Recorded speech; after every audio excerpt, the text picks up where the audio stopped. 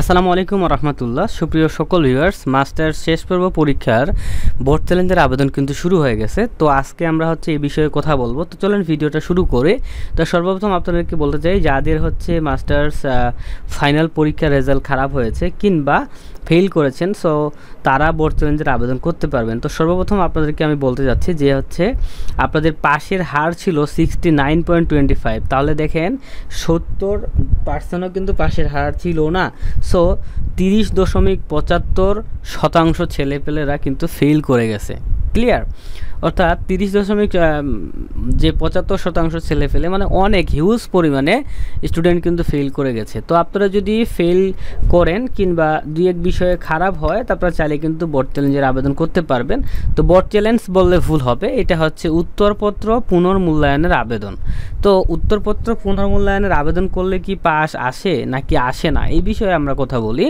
তো সর্বপ্রথম কথা যে আপনারা যদি বোর্ড চ্যালেঞ্জের আবেদন করেন এবং আপনার যদি কনফিডেন্স থাকে যে আপনি আসলেই ভালো রেজাল্ট করেছেন, মানে ভালো পরীক্ষা দিয়েছেন, কনফিডেন্স থাকে, তাহলেই আপনি পুনর্মূল্যায়নের আবেদন করেন। অন্যথায় আপনার টাকা নষ্ট করার কোনো প্রয়োজন নেই। যদি কনফিডেন্স থাকে যে আমি মিনিমাম 50 মার্কস পাবো বা 60 মার্কস আমি পাবো, মানে আমি পাস করবই, তাহলেই আপনি পুনর্মূল্যায়নের আবেদন করেন।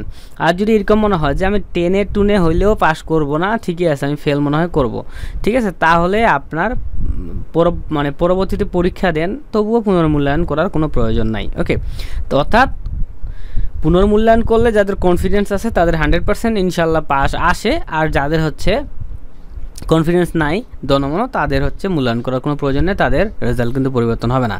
মানে আপনি আবেদন করলেন আর পাস করবেন এরকম কিন্তু কথা না। কথা আপনার খাতাটা পুনরায় অন্য একজন টিচার চেক করবে।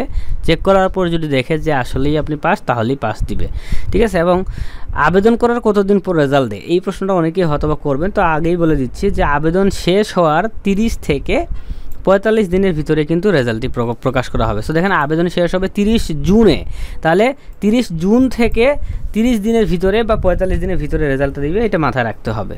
ক্লিয়ার?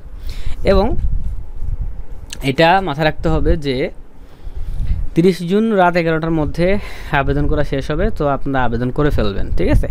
আর আবেদন কিন্তু 16 তারিখ, অর্থাৎ আপনার ভিডিওটা যেদিন দেখতেছেন সেদিন থেকে আবেদন কিন্তু শুরু হয়ে গেছে। ওকে, আর আরেকটা বিষয়, প্রত্যেকটা পত্র, ঠিক আছে, আপনার প্রত্যেকটা পত্র আবেদন করার জন্য কিন্তু 1200 টাকা আবেদন ফি কিন্তু জাতীয় বিশ্ববিদ্যালয় নিয়ে থাকে। উত্তরপত্র পুনর্মূল্যায়নের ফি 1200 টাকা, অর্থাৎ 1200 টাকা।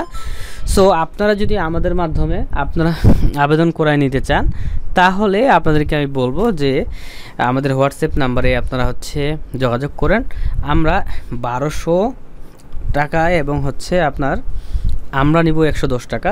টোটাল যদি আপনি 1310 টাকা আমাদেরকে পাঠান, তাহলে আপনার আমরা এই বোর্ড চ্যালেঞ্জের আবেদনটা সুন্দর করে কিন্তু করে দিতে পারবো।